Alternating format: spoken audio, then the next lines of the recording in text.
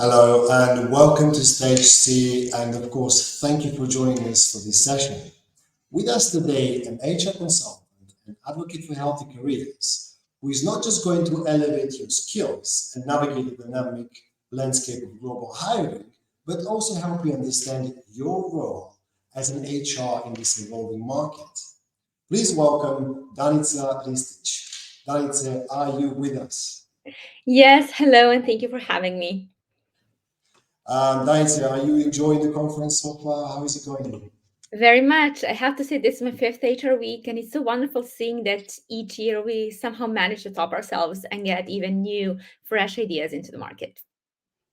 Thank you for that.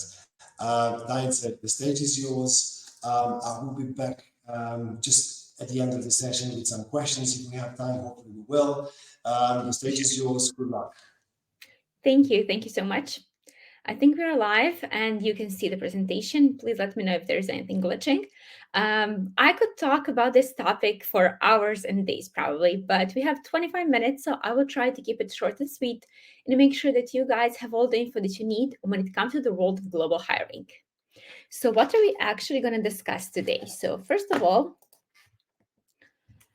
in today's case, we're going to go over what is the data telling us when it comes to the world of global hiring, where is my specific role in all of it, and why is this the topic I'm covering today, what worker types are available for each and every one of you as an HR working in whichever company, and what should you also be aware of. So, first things first, when it comes to global hiring, we have some obvious data. Whatever research you come up with, whatever, like, are you going to use Google or ChatGPT or whoever you're going to consult, you're going to see that it improves the company performance, it decreases cost for the company, it improves employee experience and satisfaction, and it expands talent pool, and so much more. So, if you're an HR that works in a local company that only has local people inside their workforce, you could benefit in so many different ways by hiring people who are outside of your location and country and even region. And I'm sure there are a couple of things that you didn't really know when it comes to global hiring and how it looks like in today's market. So, first of all, companies that are located in LATAM and APAC are the ones who are leading the way in terms of global hiring, both in terms that people are being hired from there and both the fact that they are hiring internationally. That also means that salaries are actually rising around the world. So global hiring isn't only meant to just like decrease the cost, it also has a huge impact on the local market and on the local standard. Currently, Italy, Brazil, and India are the countries that are leading in terms of how salaries are increasing and how the local environment is benefiting from global hiring. Product and design roles have moved to be hired not only inside like European Union and United States, but also in Argentina and India. And obviously, this is very, very closely connected to remote work. And there's a lot of digital nomads and remote workers who have chosen a couple of cities such as London, Toronto, and Buenos Aires, where they're going to work from. I also looked for our region for EMEA, and the most popular countries to hire from are Ukraine, UK, and Spain. Let me know in the comments if this data surprises you, if this is something you were expecting, or if you heard something that you didn't really expect to hear. So, why am I the person talking about global hiring? So, I've been an entrepreneur for about 3 years now. I have a lot of clients, a lot of collaborations, a lot of partners that I work with. But one of those partners is a company that I've spent more than 2 years. And we currently have more than 3,000 team members. Mind you, we had 300 when I started. The best part of it is that we are located in more than 100 countries and everyone is working remotely. So that means that on a daily basis, I interact with people that could be located absolutely anywhere in the world, and they also get to interact with me.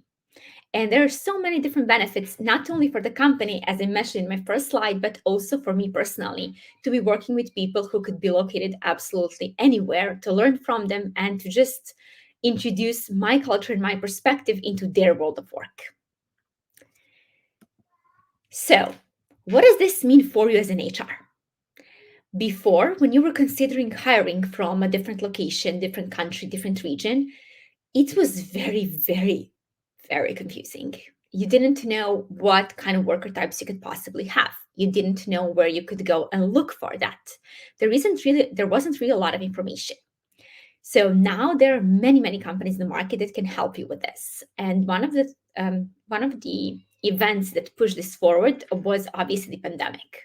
A couple of years ago, people realized that yeah, they could work from home, they could work remotely, they could work from their mom's basement if they were stuck there during isolation or whatever it was. So let's say that you have never done this. You have never had a hire that wasn't located like 20 kilometers from you. How would you go about it? So first of all, let's discuss what are some worker types. So let's not try to go big immediately. Let's try with something simpler. The easiest thing you could do is hire a freelancer. So they would be someone who isn't going to get that involved in your company, in culture, in process. They could be just someone you outsource, like content to be created or code to be run, like something that is smaller and it doesn't have such huge impact. And then you can move up. You can hire a contractor. Contractor would still be someone that has a lot of a lot of possibility to act autonomously, someone who could have several clients, who could be located a world away from you, but they would be a bit more involved in what your company is doing, what is the culture, what is the mission, what are the goals, while still being able to help you in achieving your goals. And then kind of the last step would be hiring someone to be a full-time employee, someone that can be sitting in any country in the world and work for you completely and entirely as if any person who is sitting next to you. If this is something that kind of scares you when you think about it, I mean, I'm literally here to tell you that it shouldn't. That there are so many different ways that you can interact with people. And now that we have so many different tools available to us, and they can help you get a completely different perspective. I will share something that's not so related to business. I just wanted to kind of illustrate what does it mean to interact with people across the world. So this is mainly a situation I came across when I was working with someone in my company that's from Mexico. So we introduced ourselves, we got like the work done, and then I wanted to share with him that since I was born in Serbia and I'm born in the 92, that my entire generation has grown up watching telenovelas, and that was something completely integrated into our culture. I have no clue how that happened, but my entire generation has spent their entire childhood watching different telenovelas that came from his country. And he was completely unaware of that. And he wasn't even sure I was telling the truth until I started naming like everything that we watched and how we learned Spanish through it, etc. So that is just one small example of what type of cultural interaction you can get when you work with people that are located anywhere in the world. So it's not just the fact that you're going to hear funny stories about them or about your own nationality and culture, but that they're going to have a very, very different perspective, a very different view into how business is getting done, a very different experience and education, and everything else you cannot possibly think by yourself. And that is probably the biggest benefit on top of obviously everything I mentioned in the beginning. So when it comes to worker types, my proposal for anyone interested in exploring the world of global hiring is to start small. Start with a freelancer, start with someone just to see how that relationship looks like, how can you manage that, how that fits into your culture, and then move up to someone who will be more involved and who will help you out in a bigger way. And the last step would be a person who is completely integrated into your company in more ways than one. So how can you actually achieve this? This used to be a huge headache, not gonna lie. This used to be almost impossible. You would have to go up to a certain country and set up your own entity and understand local labor law and have people who are gonna consult you on it. And that is the thing of the past now. Currently, there are many, many different services that you can take incredible advantage of while you move forward in this path of having a global workforce.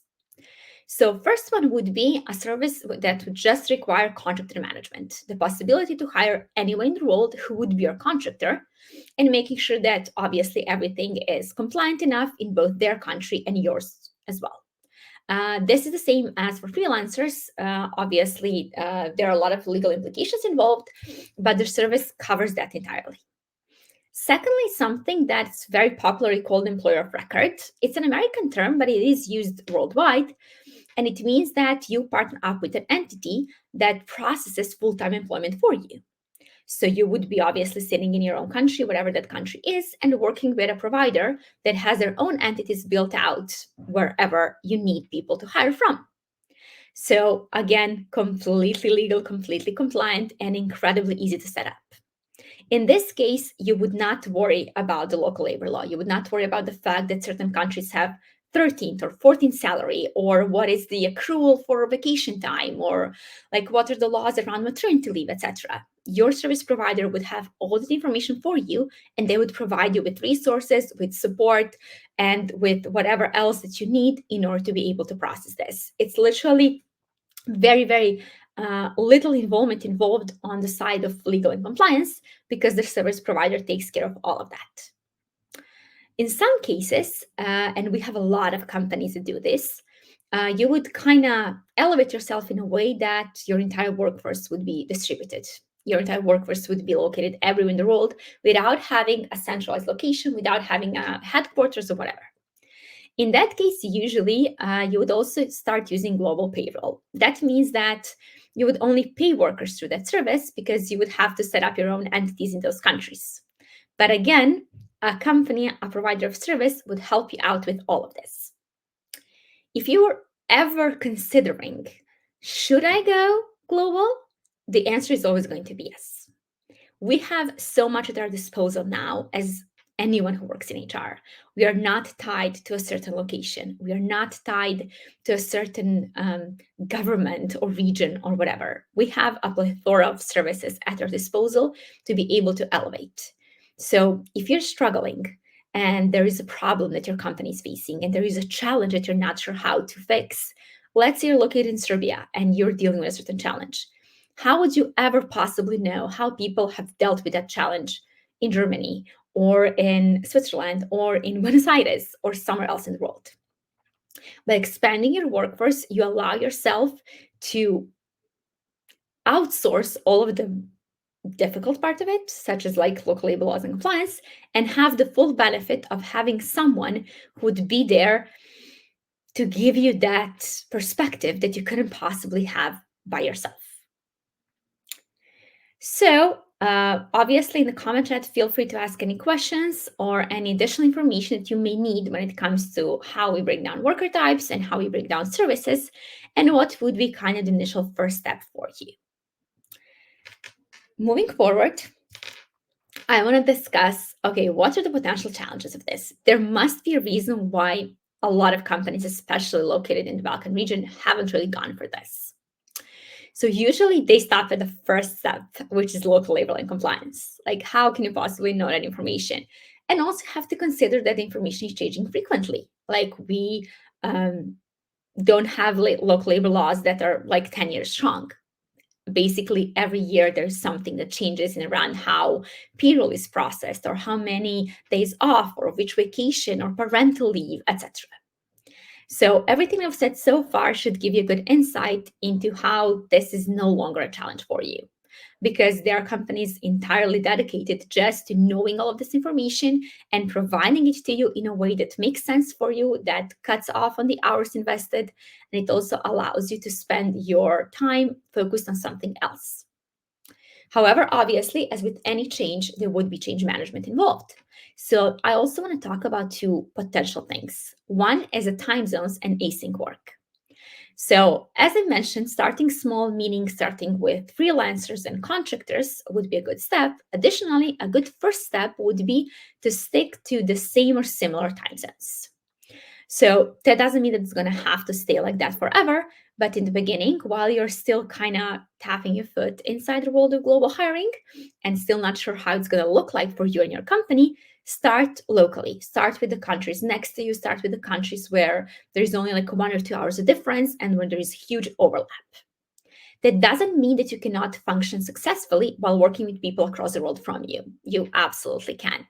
However, that does require some adjustment on your own company and culture and policies and ways of working. And obviously, async work is the best thing. We have tools for messaging, tools for collaboration, project management tools, and so many different ones that you could use to make this happen. I'm sure that we have kept up with the fact that a typical 9 to 5 in an office isn't really what the majority of the world is doing. People appreciate having a flexible working schedule, being able to do things in their own pace. And this really fits perfectly into the world of global hiring. So I'm going to use my example again. For me, 9 to 5 would be very challenging because for the last 3 years, I've had a toddler. What works for me is to work in the morning, spend the afternoon with him, and then work in the evening. And time zones actually make this possible. The fact that I work with people that are located in the Latin region makes it possible for me to work my life around work schedule, not the other way around. I can fit whatever needs that I have and make sure that the work gets done. And that is the case for a lot of people around the world, whether it be because of parenthood or because of something else that they want to get done. Additionally, a lot of different tools make this possible, and a lot of different tools make async work be as smooth as it would be to just sit next to someone. And last but not least, cultural awareness and adjustments. So, wherever you're located in the world, there's probably people whose culture is so different from you that it's going to take some adjusting. We actually had a couple of chats around this today as well on how we make the best out of the fact that people work differently than we do and how we adjust ourselves to make sure that we fit their needs. This is usually a bumpy road in the beginning and a very smooth one later on when people get to know each other and when people are on the same page when it comes to what they want to achieve. Everything else kind of falls in the background, and you get to teach someone from Mexico that we grew up with Cassandra, which is still a very, very funny thing to share. My experience for the last 2 years working with people from across 100 countries has been incredibly positive and incredibly enriching to my own life. And occasionally, one of the things that we do in the company is like we highlight different holidays and different traditions that we can see around the world. And you actually learn about them not from like media or propaganda. You actually learn from talking directly to people, and you also get to represent yourself in your country. So, when it comes to potential challenges, there are obviously things to consider. There are also things that you need to, as an HR, go over, create policies, come up with things that would be fair and equal when you have people located in a lot of different locations. But the people are also going to give you feedback constantly. They're also going to let you know, like, hey, this doesn't work for us, or we would appreciate something else. And you will get a lot of support from them in creating policies and structures that work for everyone. My main goal inside this case, and I'll make sure that we have at least a couple of questions for answers, is to make you aware that something that you may have never tried before, which is expanding your workforce to be global, isn't nearly as challenging and as difficult as you have maybe assumed that it was. If you have a company located in one country and you also have like a work from home policy where you don't need to be in the office every single day, then you're missing out on actually not having people inside your workforce who are not in your own location and country, because the amount of improvement they could bring both to like your revenue and profit and your culture is absolutely incredible. We do have a couple of more minutes, so before I sum up everything, do we have some questions? I just want to make sure that no answer gets left. I should be able to see them in the comments, right? Yes, we do. Hi there. Thank you for leaving some time for questions. We actually have quite a few. Let me just select. Right. So, what factors should be considered when creating a global compensation strategy? Okay, so global compensation strategy, my experience has been it's usually been called total rewards. And there are two different ways you could go about it. First one is to consider what can you legally and logistically give for everyone. And that would be, for example, flexible working hours or unlimited time off. Though I have a pro tip, when we say unlimited, people usually don't know how much they're supposed to take. So actually putting a limit on it is going to make people rest more and be absent more from work. Think about partnering up with companies. I didn't want to shout out anyone because we do have like a lot of companies in this space. But for example, we have recently had a startup in Serbia called Remote Santa that allows you to do gift givings for your employers and workforce across the world. So there are many companies like that and similar companies that can allow you to have a benefit everywhere and in a way that makes sense for you and for your company. So I would first focus on things that matter to everyone and that can be logistically and legally done for everyone. And then you could consider what are some of the implications of a certain region, like what are some of the things that you would expect. So let's use Serbia, for example. For us, it's very typical that we tie from from New Year to Christmas, and that we are absent for this entire week, which may not be relevant for someone in India. We also have like saint celebrations, stuff like that. And then you can like spend some time thinking about what would be in that sense fair and equal. The challenge isn't in making sure that the local is fair. The challenge is in the big picture. What can we actually offer to everyone and make sure they're on the same page? And obviously, go back to your workers and ask them, like, are you giving them a benefit that costs you, but they don't benefit from them? Like, are you giving them something and investing resources into making sure they get it, and it doesn't even matter to them? I think probably one of the examples of that was in the beginning when we all got like fit passes in Serbia. And then everyone was like, but I don't want to go to the gym, until fit pass expanded to pools and like, other activities, because that was the feedback. Like, I want to do things, but I don't want to go to the gym. Right. Yeah, that is true. I was one of that. Those people. Why? Why are you pushing me to do Why that? did you do But that? we have actually one more. Sure, pick another question as well. I mean, this one I love it. Right. So when it comes to startups, do you recommend they start with local stuff and then move to global market? I mean, I guess what they mean is from a culture point of view, is it easier to build, like if you're a startup and you're limited resources, would it be easier Yeah. to like start the culture and maintain with locals and then expand? What is your experience with this? I think this also matters a lot. What kind of startup are you having? If you have a startup that is supposed to be sold globally, then why would your workforce be local? That's literally contradictory to what you're trying to achieve. Like, if you want to have something that is going to be sold and used and etc. across the world, then start with a workforce that is located across the world. It's going to make it actually easier for your customers to work with them. And if you only want to do local, or at least for a couple of years do local, then start with a smaller local team until you kind of establish everything, and then you can work on expanding. So the idea behind it isn't what's easier. Everything is easy when you know what you want to do. So think of what is your long-term goal. Are you creating something for everyone, or are you just focused on your local environment and plan your workforce according to it? Right, right. I'm going to add this one as well. I think we covered a bit of it, but I'll bring you back to that because we have a question from the audience. So, how can HR manage and support remote teams effectively across different time zones? Do you have any other? I know we covered it to some Yeah. point. Do you have any other tips you'd like to add to our audience that have dealing with teams across the board in different time zones, of course? For sure.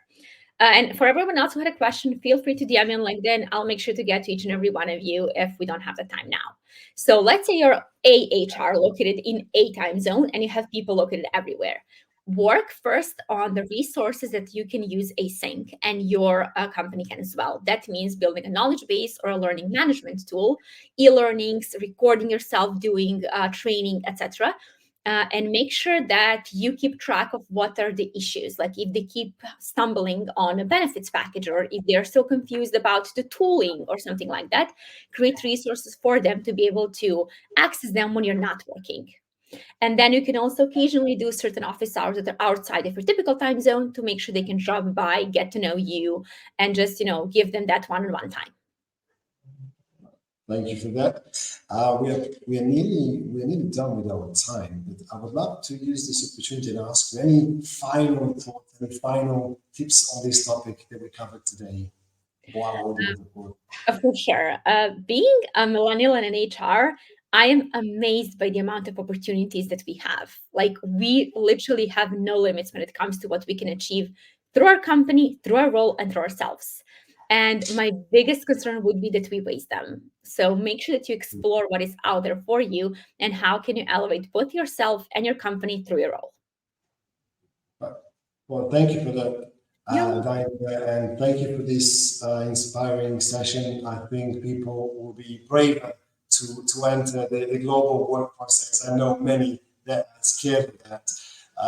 Thank you once again for joining us. If you'd like to ask more questions, Danica, please add it to your LinkedIn, write more questions, connect. Get more information from her before you enter the international and the global workforce stage. Thank you once again and see you all in the main stage. Thank you, Danica. Bye, everyone.